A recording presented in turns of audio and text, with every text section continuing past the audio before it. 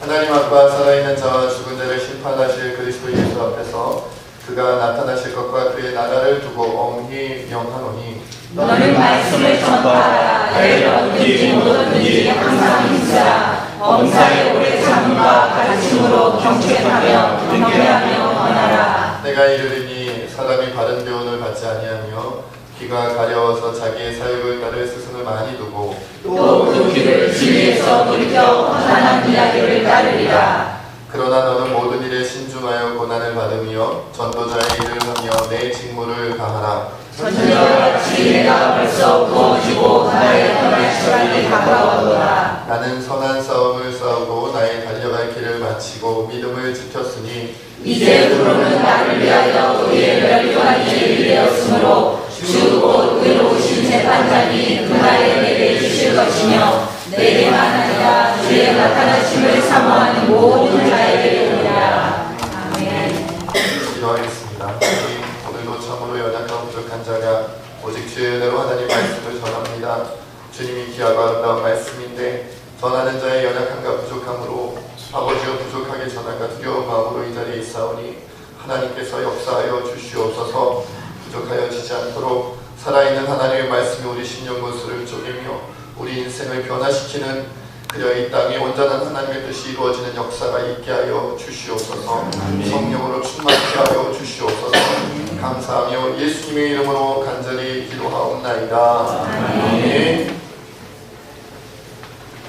자, 2013년 9월 18일에 인도 북부의 하리아나주라는 곳에 로타크라는 마을에서 니디 바라크라는 20살 여성이 아버지께서 반대하는 결혼을 했다고 해서 그 남성과 이제 바라크라는 여성이 가문의 명예를 더럽혔다. 그래서 부모님에 의해서 맞아 죽는 일이 발생을 했습니다. 그리고 남편은 참수를 당해서 그 남자의 집에다가 그 시신이 던져지는 일이 발생을 했습니다. 힌두지라는 잡지에서 이렇게 소개가 되었어요. 그런데 그냥 그렇죠? 결혼하고 나서 사실은 이제 이런 걸 이제 명예살인이라고 그러거든요. 명예살인이라고 그러는데 이 디디 바라크라는 여인이 아무래도 부모님이 반대를 하니까 혹시 무슨 일이 벌어질지 모른다고 해서 남편하고 도망가서 살았는데 너희를 해치지 않을 테니까 돌아오라는 그 가족들의 속임수에 속아 넘어가서 남편과 함께 친정으로 돌아왔다가 그만 하루 만에 다시는 돌아오지 못할 먼 길을 가게 되었다는 것이죠. 그런데 하리나주와 그 인접주에서는 지금도 매년 수백 명이 이런 식으로 명예살인을 당하고 있다고 합니다. 인도에서 일어난 일이죠. 그리고 지난 27일 파키스탄의 대도시 라호르 도심에서는 파르자나 파르빈이라는 25살 여성이 이 여인도 가족들에게 투석 처형을 당했어요. 약 20여 명의 가족들, 거기에는 아버지와 오빠도 있었다고 합니다. 아버지와 오빠를 비롯한 20명의 가족들이 방망이와 벽돌로 딸을 살해를 한 거예요. 20명에게 얻어맞아 죽은 거죠. 이 여인 역시 가족의 허락 없이 결혼해서 가족의 명예를 더럽혔다는 명예살인 제목이었어요. 당시에 이 파르빈이라는 여성은 임신 3개월째였다고 합니다. 그러니까 아기와 함께 산모가 맞아 죽은 거죠. 그는 더 재미라고 표현하면 안 되고 죄송합니다. 실언을 했습니다. 참으로 더 황당한 것은 뭐냐면 이 남편 무함마드 이크발이라는 45살 된 이 남자는 첫 번째 결혼이 아니고 두 번째 결혼이었대요. 그런데 이 파르빈이라는 여성과 결혼하고 싶어서 첫 번째 부인을 살해했다. 그러니까 첫 부인을 살해를 하고 두 번째 부인과 만나 결혼했는데 이 두 번째 여인은 처가 식구들한테 맞아 죽은 거죠. 상황이 이렇게 된 거예요. 그런데 첫 번째 부인을 죽이거나 살해하고 나서 가벼운 처벌을 받고 풀려난 거예요. 위자료를 갖다 주고 가족들에게 돈을 갖다 주고 풀려난 거예요. 이런 일이 벌어졌는데 그가 CNN과의 인터뷰에서 난 파르빈이라는 여자와 결혼하고 싶어서 전처를 살해했다고 본인이 고백을 합니다. 뿐만 아니라 그러면 이 파르빈이라는 재혼한 여자는 왜 가족들에게 맞아 죽었느냐? 처음에 이 남자가 이크발이라는 남자가 자기 부인의 몸값으로 8만 루피, 약 우리나라 돈으로 83만 원 정도 된다고 합니다. 약 80여만 원의 돈을 주고 이 여인을 이제 데려오기로 했대요. 다시 결혼하기로 했는데 가족들이 8만 루피 너무 싸다, 도저히 안 된다, 10만 루피로 올려달라고 했답니다. 그런데 무슨 소리냐, 처음 여자를 데려올 때 8만 루피를 계약하지 않았느냐 라고 해서 실갱이를 벌이다가 들어주지 않자 아버지 오빠가 화가 나서 자기 딸을 죽인 겁니다. 자기 가족을 죽인 거죠. 이런 일이 이제 벌어진 거죠. 이런 일들이 여러분 명예살인이라는 이름으로 이슬람 사회에서 일어나고 있는 그런 일들입니다.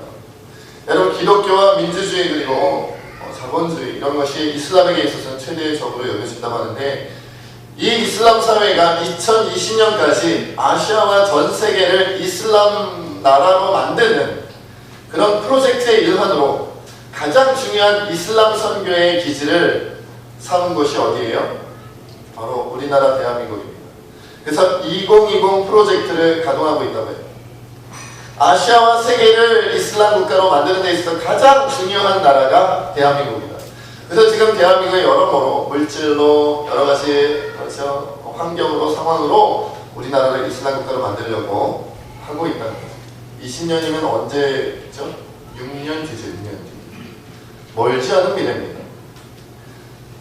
지난 28일에는 또 청와대에 이런 일이 있었다고 합니다. 박근혜 대통령께서 미국의 월스트리트 저널과의 인터뷰에서 북한의 4차 핵실험에 대해서 발언을 했죠. 만약 북한이 4차 핵실험을 한다면 주변 국가들에게 핵무장의 구실을 제공함으로써 핵 도미노 효과를 가져올 것이다. 이 말이 무슨 말입니까? 북한이 4차 핵실험을 하면 다른 주변 국가들도 우리도 불안하니까 핵 개발을 해야겠다는 그런 핵무기가 여기저기서 늘어나게 될 그런 위기에, 위험에 온 세계가 처하게 된다는 거죠. 그래서 이 발언을 가지고 우리나라도 핵 개발을 하겠다는 거냐 아니겠다는 거냐, 이런 전문가들 사이에 그런 논란도 있었습니다. 여러분 지금 우리나라가 이런 상황에 있습니다. 그 속에 지금 한국교회가 있는 거예요. 여러분 우리가 살고 있는 이 시대는요, 지금 우리나라와 한국교회의 미래가 그렇게 밝지만은 않습니다. 좋은 시기에 있는 게 아니에요. 어려운 시기에 빠져 있어요. 우리가 경제적으로도 많이 어렵잖아요. 몇 퍼센트 되지 않는 아주 잘 사는 분들은 잘 살고 있을지 몰라도 그 밑에 중산층은 조금씩 허물어져 가고 다 가난해지거든. 빈익빈부가 그 어느 때보다 점점 심각해지는 우리나라 사회죠. 그 속에 한국교회도 정말 부유한 교회는 초거대 교회로 살아나고 있고, 그렇지 못한 교회는 매달 꾸려나가는 것조차도 힘든 시기가 한국교회 안에 도래했어요. 그래서 어찌 잘못하면 머지않은 미래의 한국교회는, 그리고 우리나라 사회는 대재앙이라고 불릴 만한 끔찍한 일들이 벌어질지도 모르는 위기에 우리가 처해있다는 거죠. 여러분 매주마다 제가 하도 위기 해가지고 여러분 표정이 굳어지는 게 보기 좋지는 않습니다만은, 그러나 평화는 언제 지키는 거예요? 평화로울 때 지키는 거예요. 평화로울 때 대비하지 않고 준비하지 않으면 막상 우리가 감당하기 어려운 시험과 감당하기 어려운 일이 벌어졌을 때 우린 다 당할 수밖에 없는 거예요. 준비하지 않았기 때문에. 준비하지 않았기 때문에. 그러면 이런 중대한 시기, 이 위험한 시기에 우리는 무엇을 바라보며 살아가야 되는가? 우리 믿는 사람이잖아요. 그렇죠? 여러분 다 예수님 믿으시죠? 네, 다 믿으시죠? 그렇게 이 자리에 앉아있는 거 아니겠어요? 믿는 사람이라면 어디서 해법을 찾아야 돼요? 말씀에서 찾아야 되고 하나님의 뜻에서 찾아야죠. 그래서 제가 찾아낸 말씀이 사도 바울 선생님의 유언과도 같은 말씀이에요. 오늘 본문 말씀은요, 사도 바울 선생님이 직감한 거예요. 나 이제 얼마 안 남았다, 내 인생이 얼마 안 남았다, 이걸 직감하고 마지막 자기가 사랑하는 수많은 후배 목사님들 가운데 제일 하나님 말씀대로 잘 감당하고 있는 한 사람, 디모데라는 목사님께 이 바울 목사님이 선교사님이기도 하고 목사님이기도 한 거죠.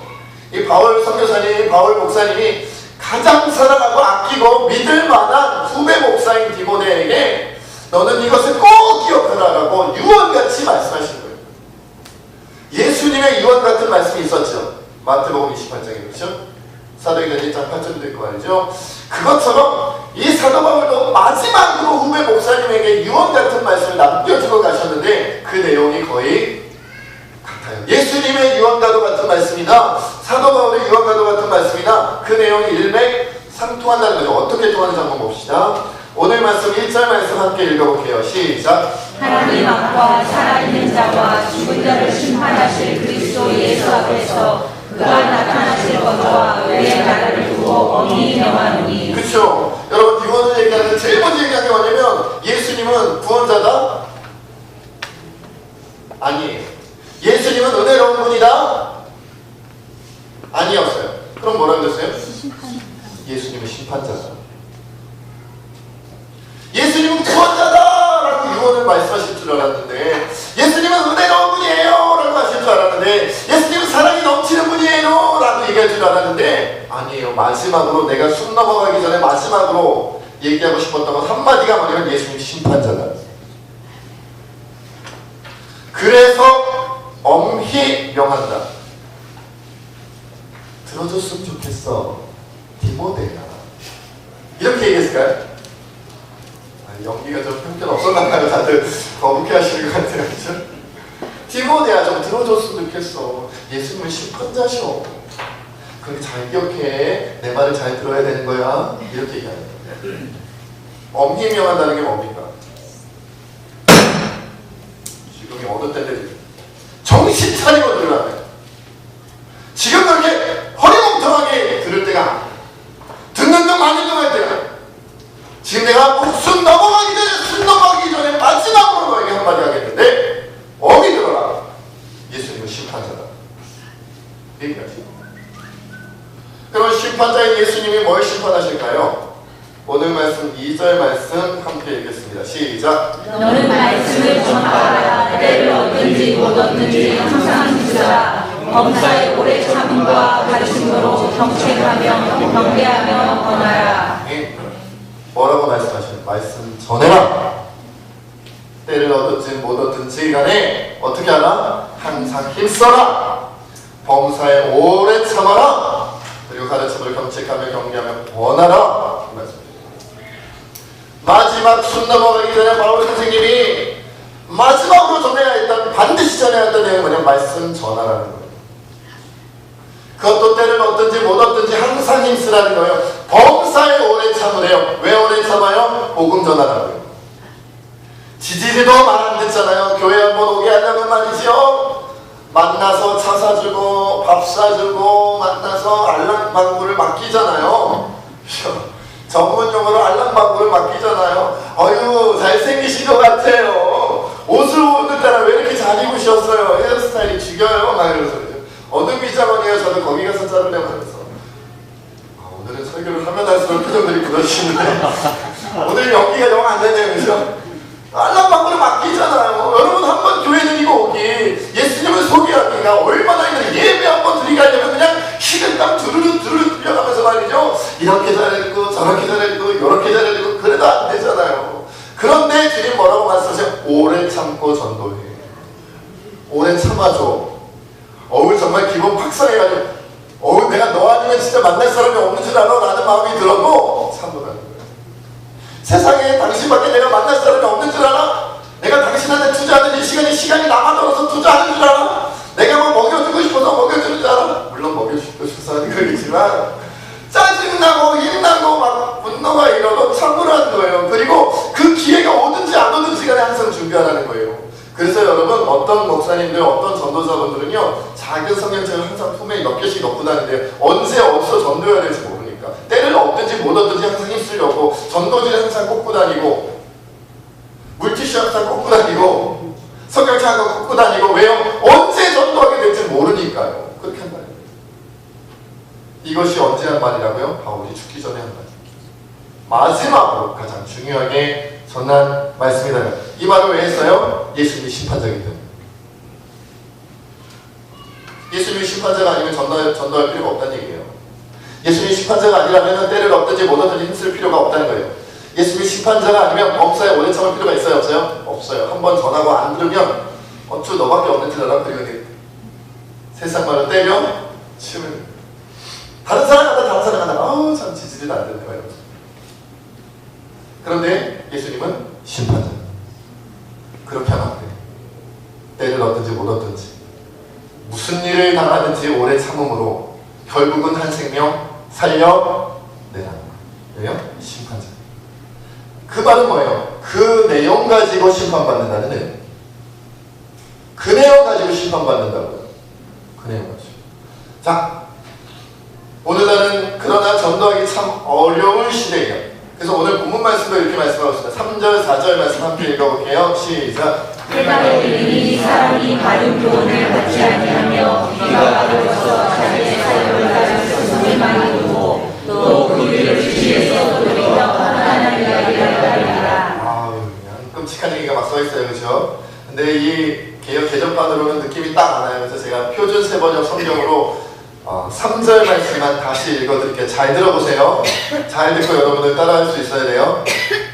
때가 이르면 사람들이 건전한 교훈을 받으려 하지 않고 귀를 즐겁게 하는 말을 들으려고 자기네 욕심에 맞추어 스승을 끌어들일 것입니다. 이렇게 표현되어 있어요. 이 말이 뭐예요? 내가 듣고 싶은 말 해주는 스승을 따라간다는 말이에요. 누구 같지 않으세요? 오늘날 한국교회 성도들 같지 않으세요? A라는 교회 갔더니 내가 듣고 싶은 말은 안 하고 맨날 십자가 지래. 아니, 이 교회는 아니다. 이 교회는 저희 어머님이 가끔 표현해 주셨는데 파이다, 파이. 이 교회는 파이다. 초코파이가 아니고 있죠. 애플파이가 아니고 파이다. 뭔 소리인지 모르겠다. 또 파이래요. B라는 교회 갔더니 맨날 말이죠. 뭐 이렇게 남들을 도우라 그러고 막 구제하라 그러고 남들 밑에 겸손히 수굴이라 그러고 막 대접받기도 힘든데 내가 지금 그 남 섬기게 됐어? 에이, B라는 교회도 파이다. C교회를 갔더니 막 맨날 뭐 전도하라 그러고 막 선교하라 그러고 말이죠. 지금 나 먹고 살기도 힘든데 기도 제목 내놓으면 여러분들을 위한 기도 제목도 좋지만 다른 사람을 위해서 기도해야 됩니다. 내 기도는 언제 해줘야 맨날 이렇게 생각하고 막 고민이 되고. 그래서 C라는 교회도 안 되겠다. 에이, C교회도 파이다. D라는 교회를 갔더니 이 D라는 교회를 갔더니 복 받을 겁니다. 우리 교회에서 기도하면 집이 생깁니다. 우리 교회에서 기도하면 차가 생깁니다. 우리 교회에서 기도하면 아들, 딸들 대학 잘 갑니다. 우리 교회에서 기도하면 취직 잘 됩니다. 승진합니다. 떼돈 법니다. 로또 당첨됩니다. 그래서 뭐 장사를 해도 대박 터지고 사업을 해도 대박 터지고. 우리 교회는 이름이 대박교회입니다. 우리 교회 이름 바꾸니까 봐. 대박교회. 모두가 대박나는 교회. 너무 좋잖아요. 여기저기서 호기심이라도 올 것 같아. 그러면 D다 D. D교회 등록하자. 출석. 난 이 교회 집사하고 이 교회 권사하고 이 교회 장로해야지. A라는 교회, B라는 교회, C라는 교회 갔더니 내가 듣고 싶은 말은 안 해주고 내가 듣기 싫은 말만 해주더라는 거예요. 그게 바로 이미 사도 바울 때부터 수많은 하나님의 사람이라고 했던 사람들, 그리스도인이라고 생각했던 사람들이 자기가 누군지 어떤 상황인지 알지도 못하고 짓거리 얘기해요. 듣고 싶은 말을 따라서 교회를 옮겨다녔다는 거예요. 듣고 싶은 사람을 따라서 스승을 바꿨다는 거예요. 듣고 싶은 사람을 따라서 이 목사님 말씀을 들을지 저 목사님 말씀을 들을지 내가 판단한다는 거예요. 하나님의 말씀을 내가 판단한다는 거예요. 하나님께서 나를 끌고 가시는 게 아니라 내가 하나님을 끌고 가는 거예요.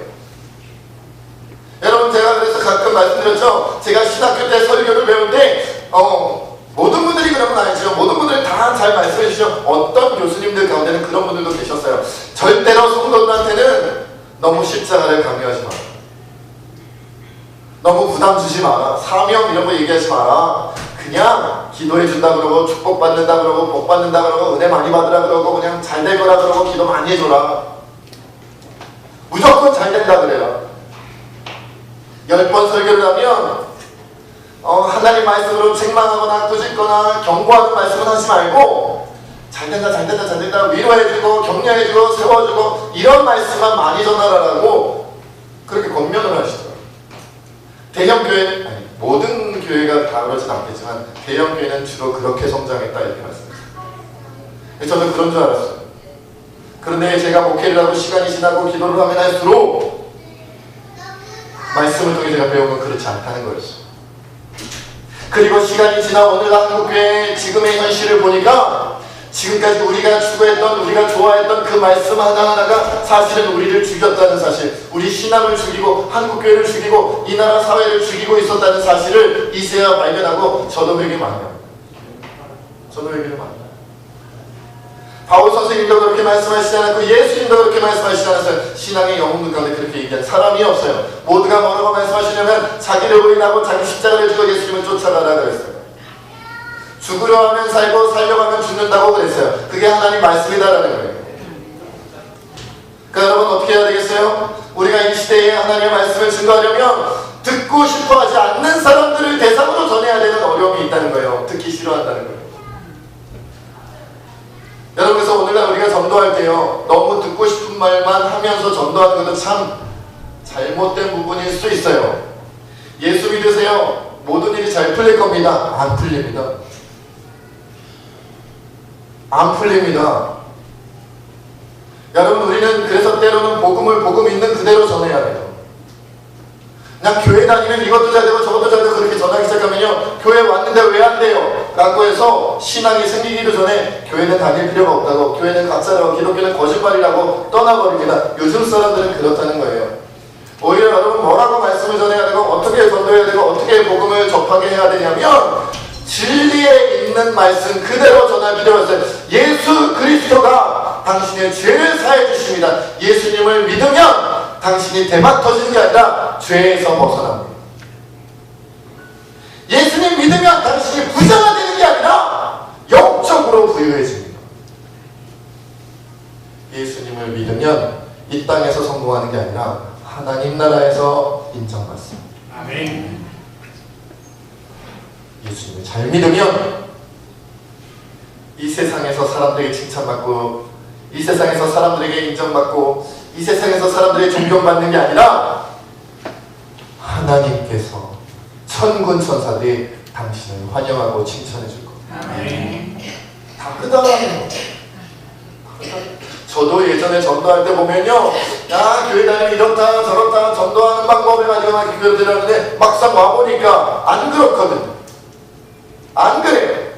상황이 다르단 말이에요. 환경이 다르단 말이에요. 신앙생활을 하면 할수록 깊이 들어가려고 하면 할수록 도리어 내가 생각했던 교회 모습이 아니고 내가 생각했던 기독교의 모습이 아니야 속았다는, 사기당했다는 생각이 들게끔 교회 구조가 그렇게 돼서 말씀이 그렇게 우리에게 다가서 있다는 거예요. 죽어야 사는 거지 죽기도 전에 사는 방법은 성경에는 없어요.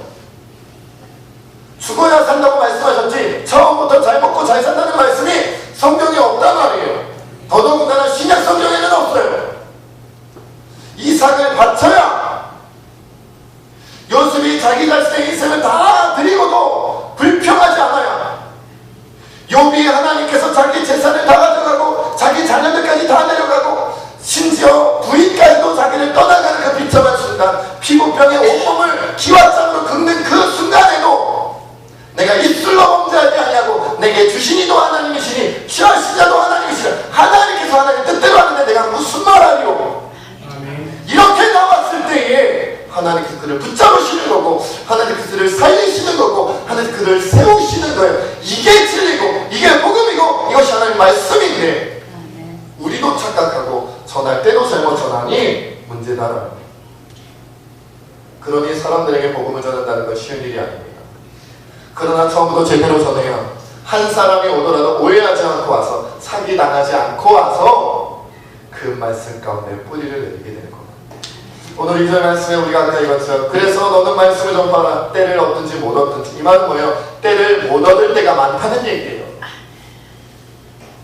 너는 범사에 오래 참음으로 가르침으로 경책하며 경계하며 권하라. 복음 전하는 건 참아야 되는 일이라는 거예요.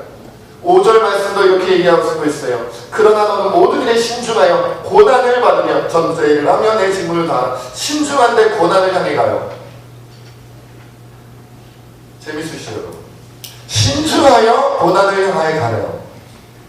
신중하게 고난을 받으래요. 여러분 잘 생각한 다음에 이쪽으로 가면은 내가 되게 힘들겠구나, 그리고 잘 생각하고 계산한 다음에 그 힘든 쪽으로 가시는 분 계세요? 이쪽으로 가면 내가 건강 해칠 수도 있고 이쪽으로 가면 내가 돈을 잃어버릴 수도 있고 모르고 이쪽으로 가면 사람들이 나를 책망할지도 모르고 이쪽으로 가면 뭔가 문제가 많이 생길지도 몰라. 신중하게 잘 계산한 다음에 그래 힘든 쪽으로 가자. 그리고 가시는 분, 가시는 분 있으세요? 주님이 말씀하셨어요. 신중하여 고난을 받으며, 신중하여 고난을 받으며. 이 말은 뭐예요?